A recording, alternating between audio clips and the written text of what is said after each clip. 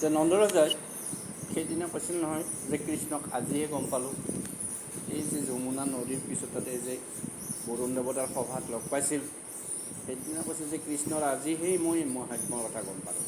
আৰু এই কথাখিনিকে যে এতিয়া ইয়াতে আহি পেলাই মথুৰাত সমস্ত গোপগোপীৰ আগত কৈ আছে যে কৃষ্ণ এলাউলা নহয়, তেওঁ ভগৱানৰে অৱতাৰ হ'ব লাগিব, আৰু এই বুলি মই আজি সেই গোটেইখিনি কথা গম পালোঁ। গতিকে এই কথাবিলাক শুনাৰ পিছত তাতে যিখিনি মানুহ আছে সমস্ত গোপগোপীবিলাকে আচৰিত দিলে যে আমিওতো কৃষ্ণক লগৰ চলি লগৰ মানুহ বুলিয়েই ভাবি আছিলোঁ ইমান দিনে, কৃষ্ণক এনেহে না। ৰাম পৰম ঈশ্বৰ জানিয়া কৃষ্ণক আনন্দে বুলিবে লৈল,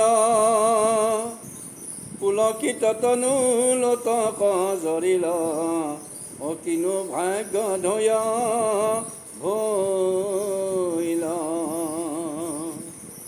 যে কৃষ্ণ কেনেকৈ ভগৱানৰ অৱতাৰ বুলি গম পাই তেওঁলোকৰ ইমান ভাল লাগিল যে সকলোৰে চকুৰ পৰা চকু পানী ওলত হৈছে।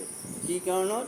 যে ভগৱানক কেনেকৈ যে হাতত পাইছে তেওঁলোকে, যে তেওঁলোকে ভগৱানক হাততে পায়, যি ভগৱানক বিচৰিয়ে নাপায় কোনোদিনে, সেই ভগৱানে তেওঁলোকৰ লগত খেলা খেলি আছে।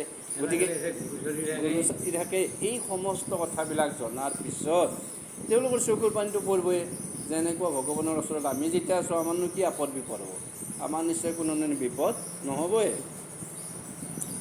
ৰাম যাক ব্ৰহ্মাদিও চিন্তিও নপান্ত, জগতৰ অন্তৰ্যামী, আমাৰ ভাগ্য কি কহিব আর, আংক বন্ধু পাইলো আমি। তেতিয়া এই গোপগোপীসকলে ক'ব দিছে যে ব্ৰহ্মাদি কৰি দেৱতাসকলেও ধ্যানত বিচৰি বিচৰি কোনোদিনে ভগৱানক লগ নাপায়, আৰু সেই ভগৱানৰ লগত আমি ইয়াতে লীলা কৰি আছোঁ, লগ লাগি আছোঁ। গতিকে আমাৰ কিমান ভাগ্য। ৰাম কোটি কোটি জন্মে কিবা তপ পুণ্যে, অয়া চৰিলে গোপী গোপগণ, আমাৰ পালক আপুনি ভৈলন্ত, ইটো নাথ নাৰায়ণ। কৈছে তেতিয়া যে গোপগণে কিবা কৌটি কৌটি জন্মৰ পুণ্যৰ ফলতহে এই ভগৱানক ইয়াতে লগ পাইছিল। দেখাটোতো কথাই নাই তেওঁলোকৰ, দেখাটোতো সদায় পায়, লগত থকাটো দেখা পোৱাৰ বহুত কথা, দেখাটো এইটো দূৰৰ পৰাও পাব, হয়নে নহয়? এই লগৰ লগেই আছে তেওঁলোকৰ লগত। ৰাম গোকুলত ভৈল যিহেতু সদয়, এতেকে বোলো স্বৰূপ, আমাক নিবন্ত বৈকুণ্ঠ কিবা, আমি হওঁ ব্ৰহ্ম ৰূপ। তেতিয়া কৈছে হে প্ৰভু, গোকুলত থাকি থাকি ইয়াতেতো বিৰাট ভালে লাগিল, আপুনিতো বৈকুণ্ঠৰ পৰাই আছে, গতিকে এবাৰ আমাক বৈকুণ্ঠখন দেখুৱাই দিয়ক না, আমাৰ বেছি ভাল লাগিব আৰু তেতিয়া। এই বুলি কৃষ্ণসকলে ক'ব দিছে। ৰাম এই বুলি কবে গোপ গোপী গণে, অমনত কৰে উল্লাস, যত ব্ৰজবাসী কিত দিনায়াৰ, অকৃষ্ণৰ নচাৰৈ পাশ। যে এই কথাটো কোৱাৰ পিছত কৃষ্ণৰ কাষৰ পৰাই গোপগোপী এটাও এৰা দিয়া নাই, যে আমি বিচাৰিছোঁ আমাক বৈকুণ্ঠখন দেখুৱাই দিয়া, গতিকে তুমি দেখা বেলেগ কৰা। এই বুলি কৈ পেলাই কোনো গোপগোপী সেইদিনা কৃষ্ণক এৰি ক'তো যোৱাই নাই, লগে এৰা নাই। ৰাম তনু মন প্ৰাণ কৃষ্ণতে অৰ্পিয়া, আনন্দে বেৰি আছে, গোকুলবাসীৰ বাঞ্ছা জানিয়া, অকৃষ্ণে গুণিলন্ত পাছে। তেতিয়া কৃষ্ণ কি হ'ল, সমস্ত গোপী গোপীয়ে যেতিয়া তনুমন মানে দেহ মন একেলগে অৰ্পণ কৰিছে তেওঁৰ ওচৰতে যেতিয়া শৰণ লৈছে, তেতিয়াতো ভাবিছে যে গোকুলবাসীৰ এই বাঞ্ছা যদি মই পূৰণ নকৰোঁ, বাঞ্ছা মানে আশা, যে মনৰ আশা যদি আমি পূৰণ নকৰোঁ, তেতিয়াহ'লে কি হৈ যাব, মোৰ ভকত হয়তো তেওঁলোকে নাথাকিব, গতিকে তেওঁলোকে যিটো বাঞ্ছা কৰিছে, যিটো আশা কৰিছে, সেই আশাক মই পূৰণ কৰাটো ভাল হ'ব। ৰাম হৰি ৰকময়ী বুলি জীৱ হবে, অসকাম কৰ্ময়াচাৰে। কৰ্মগতি নাই নানা দেহত ভ্ৰময়, হয় আত্মাক নেদেখি মৰে। যে ইমান দিনে কি কৰি আছিল তেওঁলোকে? সকাম কৰ্ম কৰ্মে। সকাম কৰ্ম কেনেকৈ কৰে? মোক পোৱাৰ কাৰণে। আগৰ কথা কৈছে তেওঁ, যে যেতিয়া মই মানুহ আনিছিলোঁ, যেতিয়া মই তাতে বিষ্ণুৰ অৱতাৰত আছিলোঁ, সেইখিনি সময়ত তেওঁলোকে মোক পোৱাৰ কাৰণে তেওঁলোকে সদায় সকাম কৰ্ম কৰে। সকাম মানে কি? যিটো বস্তু পাবাক গ'লে ইচ্ছা কৰে সেইটোৱে সকাম নহয় জানো?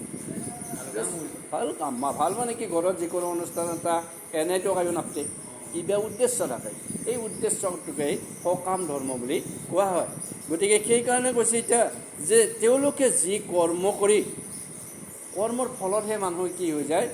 পুণ্য অৰ্জন কৰিব পাৰে। ভাল কৰ্মৰ জৰিয়তে ভাল কৰ্ম কৰিব। গতিকে তেওঁলোকে কি কৰি আছে? কৰ্ম কৰি আছে। কৰি কৰি তেওঁলোকে কৰাতে এনেকুৱা হৈ গ'ল যে নিজৰ ভিতৰতে যে মই আছোঁ, এই কথাটো তেওঁলোকে কিন্তু আজিকালি গমেই পোৱা নাই, সেইটো বুজি পোৱা নাই। ৰাম দেহায়ে থাকিল আনন্দ ৰূপক, অজীৱেতা কনে দেখয়। প্ৰথমে হবাৰ গুচাও অহংকাৰ, অহুক আত্মপৰিচয়। কৃষ্ণই তেতিয়া কৈছে, মনে মনে ভাবি আছে তেওঁ, যে মই তোমালোকৰ দেহৰ ভিতৰতে আছোঁ, সকলোৰে দেহৰ ভিতৰতে আছোঁ, কিন্তু মোক তোমালোকে সেইখিনি সময়খিনি চিনি পোৱা নাই। গতিকে আজি মই কি কৰিম? তোমালোকক এই দেহ তত্ত্বটো তোমালোকক নোহোৱা কৰি দিম। মই দি পেলাই তোমালোকক কি কৰিম? এতিয়া মই এই সমস্ত অহংকাৰবিলাক, যে তোমালোকে যে মোৰ কাষত আছা, মোক যে পাই আছা, এই এটা অহংকাৰ নহয়, চবেইতো বনায়। গতিকে সমস্ত তোমালোকৰ দেহাৰ অহংকাৰ আজিৰ পৰা মই আজি শেষ কৰি দিম। প্ৰথমতে কৈছে নহয়, ভগৱানে যদি কেনেকৈ থাকিব লাগে তেতিয়াহ'লে কি কৰিব লাগিব? তেওঁ এই আগতে কৈছে মায়ামোহ নহকে থাকিব লাগিব। মায়ামোহ নহ'লেহে বিষ্ণু দেখা পাব, বৈকুণ্ঠ দেখা পাব। গতিকে সেইকাৰণে কৈছে এওঁলোকৰ প্ৰথমতে অহংকাৰটো মই শেষ কৰি লওঁ। যিহেতু মই চবকে উপদেশে দিওঁ, যাৰ অহংকাৰ থাকে সি মোক নাপায়। তেওঁলোকৰতো অহংকাৰ আছে, মই তেওঁলোকৰ লগত আছোঁ কাৰণে, এইটো এটা অহংকাৰ। অহংকাৰ মানে জানা আৰু ক'বয়ে অঁ যে আমাক কৃষ্ণ, আমি কৃষ্ণৰ লগতে ঘূৰি ঘূৰি আছোঁ, অঁ কিন্তু ক'ত দেখা পাবি কৃষ্ণ? সেইটো অহংকাৰ নহয়। গতিকে সেইকাৰণে কৈছে যে তেওঁলোকৰ আত্মাটো আগে মই শুদ্ধ কৰি লওঁ। শুদ্ধটো কেনেকৈ? যে তেওঁলোকৰ যিটো মনৰ অহংকাৰ আছে, যিবিলাক মায়া আছে, সমস্ত মায়া মমতা মই আগে নোহোৱা কৰি লওঁ। ৰাম ভকত কৃপালু কৃষ্ণই বুলি, অগুচাইলা খবৰ মায়া। নিজ ব্ৰহ্মৰূপ কৰিলা প্ৰকাশ, অবাৰো লুকাইলা কায়া।